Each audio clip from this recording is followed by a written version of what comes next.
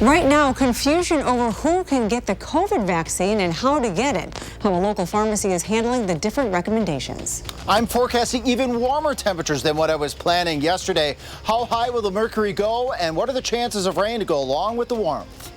Plus, another Democrat joins the race for Wisconsin governor. Who he is and what issues he'll be running on.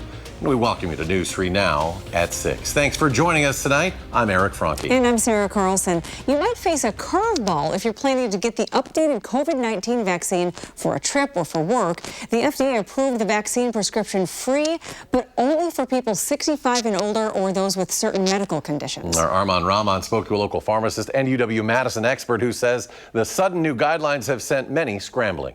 Smaller independent pharmacists like the ones at Fitchburg Family Pharmacy tell me the new updated COVID-19 restrictions and guidelines have put them in a bit of a bind. You know, there's lots of confusion. The FDA authorized a vaccine for those at higher risk, anyone 65 and older or who has these conditions, which include asthma, cancer, dementia, or heart conditions. Anyone on that list can go to a pharmacy and get a shot just like before. Anyone not on that list would need a prescription from their doctor. And it's totally caught everyone off guard. According to Thad Schumacher, the owner of Fitchburg Family Pharmacy, the new vaccine guidelines still haven't been approved by the CDC's panel on immunizations, which is required for Wisconsin pharmacies to administer without a prescription. We have a very limited supply at this point. The panel meets later in September, but recently HHS Secretary Robert F. Kennedy Jr. fired all members and replaced some with vaccine skeptics. Yes, I think that one solution to this problem would be for the state of Wisconsin to put out a standing order that would specify who and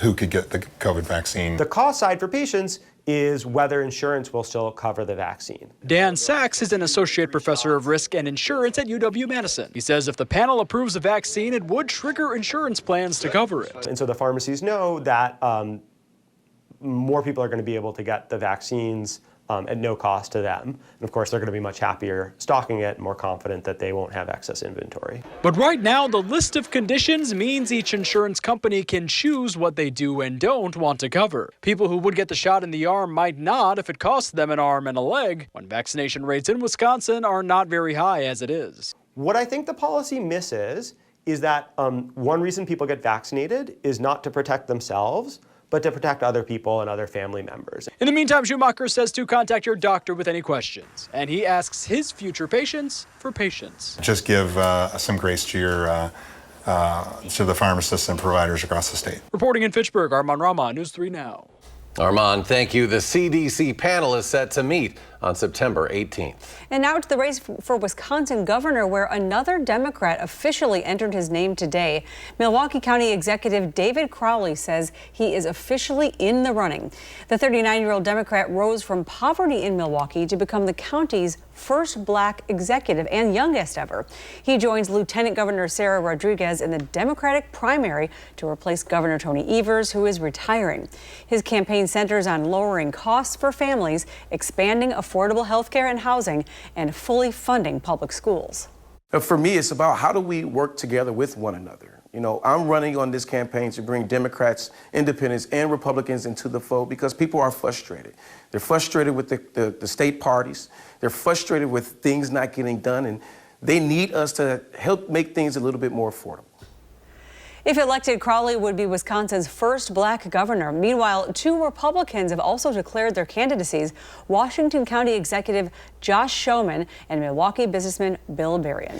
Temperatures are on the way up. Chief Meteorologist Alex Harrington joins us now. First look at the forecast. Alex? Eric, in southern Wisconsin, and I'm going to even up the forecast with our temperatures. Let's take a look at the next 10 days on what you can expect. Yesterday I was forecasting highs 80 to 82 at most. We could get well into the mid 80s, maybe even upper 80s by the time we get to Saturday. And that's going to be accompanied with some humidity as well. And that roller coaster ride not quite rolling quite as low behind that 85 as we go out further into next week. So there are indications now that this prolonged period of warm temperatures is going to stick around for sure for the next 10 days. Right now we got 72 in Madison, 73 out to the west in the Wisconsin River Valley, 73 to the north in the Dells, and 73 to the south in Janesville. It's a mild evening. Each day we've been making some progress with the temperatures, and as I just mentioned, it's going to get a degree or two warmer each day. Accompanied with the increasing warmth, we got a couple showers stretching just west of the WISC viewing area, west of La Crosse to the Prairie du Chien line. Well, those showers make it into southern Wisconsin tonight. And what are our chances for rainfall going out into the future? I'll let you know when I come back in about 10 minutes or so. All right, Alex, thank you. A man is in custody after a drug investigation in Madison. This happened last Thursday when police received reports of suspicious drug activity in a parking lot on Congress Avenue.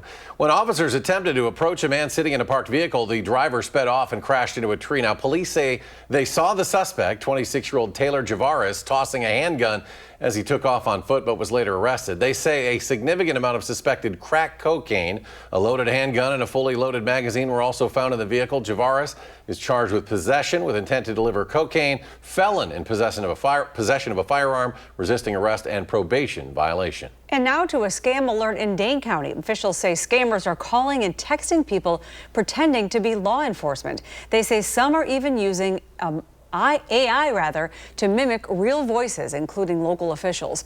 They'll claim you have an arrest warrant and demand payment through gift cards, cryptocurrency, or bank transfers. Remember, police will never call, text, or email asking for money. If you get a message like this, be sure to hang up and verify using the agency's official website. Well, the Wisconsin DMV is advising car buyers and dealers to check if used vehicles have flood damage.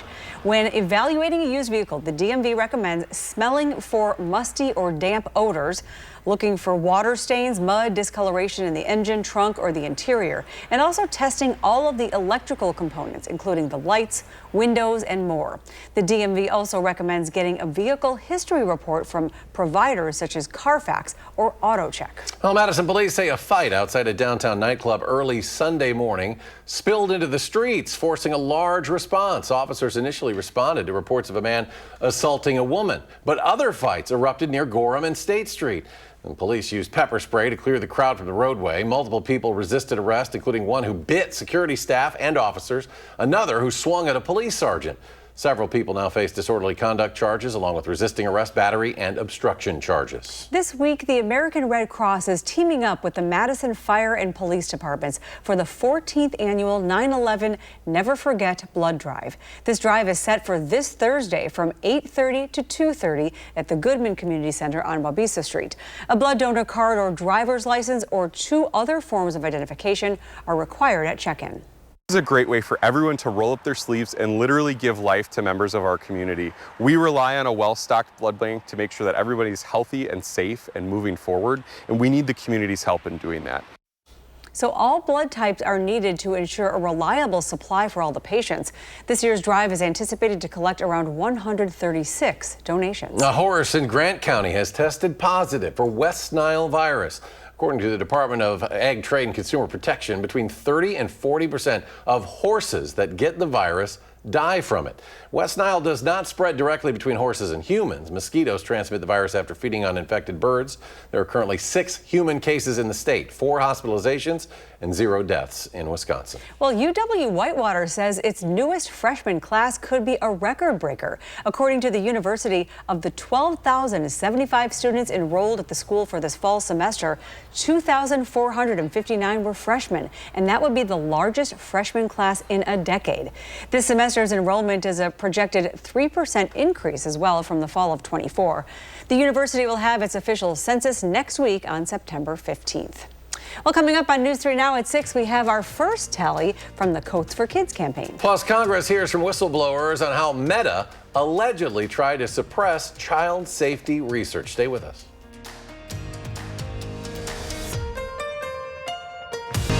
You're watching News 3 Now at 6. Welcome back. This year's Coats for Kids campaign is off to a great start. Thanks to our Pack the Truck event yesterday, we were able to collect already 279 winter coats. We do still have a long way to go to hit our goal of 5,000 donations, and here's how you can help. We're looking for kids' winter coats, jackets, and accessories. There's a special need for infant, toddler, and larger teen sizes as well. And adult donations are also accepted. You can make donations at any Madison area Clinky Cleaners location from now through October 4th. If you don't have a gently used coat but want to help out, there are other ways to do so. You just log on to channel3000.com/coats4kids. Follow the links to our Amazon wish list, financial donation page, or the volunteer sign-up page. Well, Congress is hearing from whistleblowers today who say Facebook parent company Meta suppressed child safety research. Several current and former Meta employees have given documents to Congress that claim Meta attempted to delete unfavorable internal research and sought to downplay any potential negative impacts of its products. Ahead of the whistleblower hearing, there was a renewed call for Congress to pass the Kids Online Safety Act, which would put the responsibility on social media companies to crack down on that harmful content. Parents cannot be expected to compete with big tech's rapidly evolving AI-driven products that are designed to trap our kids on screens for hours. That's why Congress must step in. Every day without COSA puts more children at risk. Maureen Moloch's son David was 16 years old when he committed suicide back in 2016. She says he battled social media and online gaming addiction and endured months of cyberbullying on Instagram. In a statement, Meta called the whistleblower claims nonsense and says they are based on selectively leaked internal documents picked to craft a false narrative. New testing data shows reading skills have reached a new low among high school seniors. According to a national test, 12th graders had their lowest reading scores since 1992. That test, the National Assessment of Educational Progress, has long been seen as the nation's most reliable exam. The results showed roughly a third of the high school seniors who were tested last year did not have basic reading skills. 12th graders also showed their lowest performance in math since 2005. The testing data is the first of its kind released since the pandemic upended education. Still ahead, the Girl Scouts introduce a new cookie for the upcoming season. Plus, television's biggest award show is coming to CBS this weekend. We'll tell you who's being pegged to host the primetime special. And will we see any rain in the hours ahead? Alex returns his complete forecast when we come back. You're watching News 3 Now at 6. Welcome back, everyone. Comedian Nate Bargatze is gearing up to host the 77th annual Emmy Awards this Sunday on CBS. The 46-year-old Tennessee native became the highest-grossing stand-up comedian in the country last year. He's also hosted Saturday Night Live twice. Now, during his appearance on CBS Morning, Bargatze discussed his plan to bring good, clean humor to the Emmy stage. I'm sure we'll have jokes about shows and all that, or we will do that, but it's like to do it in a way that's not mean or something like that, mean-spirited. It'll be fun to get in there, get on stage, get that first joke, hear that first laugh.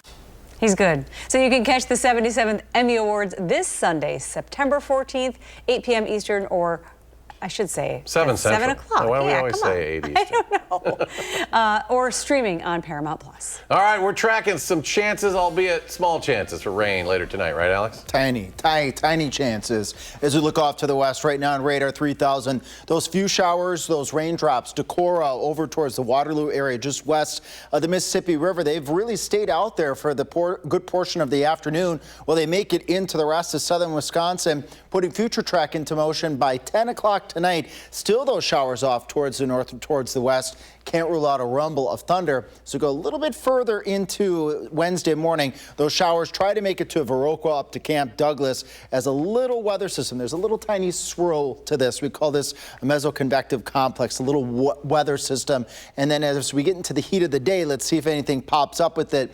Not a whole lot. So it comes through rather quiet, this little weather system, as we go into Wednesday. Although we will have variable cloudy skies. Temperatures will just be a touch cooler tomorrow because of the clouds and that isolated shower chance. Any rainfall that's going to add up here, and I think this is a bit overdone, to the north and west of La Crosse, Viroqua, you might be approaching a couple tenths of an inch to maybe an inch at most north and west of our area. The rest of southern Wisconsin, notice how, again, that weakening nature of that weather system not favoring widespread rainfall for the rest of southern Wisconsin. But it is a chance for areas north and west of Madison up towards Juneau and Adams counties and over towards the Viroqua area, areas north and west of Richland Center. And I'm keeping a close eye on this because our overall weather pattern, which tonight during our 10 o'clock newscast, I'm going to fast forward us towards the end of September to give you a first glimpse at whether or not we're going to be wetter or drier than normal, because we had a really good summer in many areas, getting us out of those drought conditions that we started off the growing season with. And now we're starting to see day by day, here we're going down by another tenth of an inch of water below normal for the year. And of course, for the month, we're still at about an inch below normal and not a lot of big rain chances in the forecast. More on that upcoming chance of rain in just a bit here. Just a couple of rain showers again across the area as we go into the overnight hours tonight. Not expecting widespread rain or widespread severe weather. And the same, or widespread thunderstorms rather. Wednesday, the same picture here, upper 60s to the low to mid 70s. Can't rule out an isolated shower, but not looking at big amounts of water. There are better chances, though, as we head into Friday night, Saturday night, and Sunday night as warmer and more humid air moves towards the area. This is the better chances of water that we have in our forecast, and that's associated with warm temperatures as well in the low to mid, maybe upper 80s as we head towards the weekend, and that muggy meter working its way, climbing itself back up to the humid range, so the AC is likely to be turned on. Hopefully we can get some water drops inside our rain gauges as we head towards the upcoming weekend, and then staying warm and more on the dry side as we look further out into the 10-day. So the overall mode here, at least for the next 10 days, getting warmer and warmer, summer-like. Not a lot of big rain chances in the forecast. As we head towards the weekend, there'll be some chances that we'll keep a close eye on. And of course, we can't forget that we got the game up in Lambeau on Thursday evening. Temperature's going to be right around 60. Oh, perfect. Yeah, perfect. Thanks, football Alex. weather Good continues. football weather. Yeah. All right, Alex, thank you. The Girl Scouts unveiling a new cookie for the upcoming season. It's called Explore More's. The new chocolate cookie has a creamy filling with notes of chocolate, marshmallow, and toasted almond. Flavored cream, like the Girl Scouts' other cookies, they will be sold online and in person by local troops. Earlier this year, the Girl Scouts revamped the cookie lineup, announcing the discontinuation of the s'mores, much to my chagrin, and Toastier cookies after several years on sale. Nearly 700,000 Scouts take part in the Girl Scout cookie sale every year. I need a box of Thin Mints. I can eat the whole thing. Thin Mints in the freezer, too, and let them get cold. That's a good idea. So good. All right, coming up in sports, quick turnaround for the Packers this week, how they're managing the physical and mental challenge of this quick turnaround. Game time on Thursday night. Stay with us.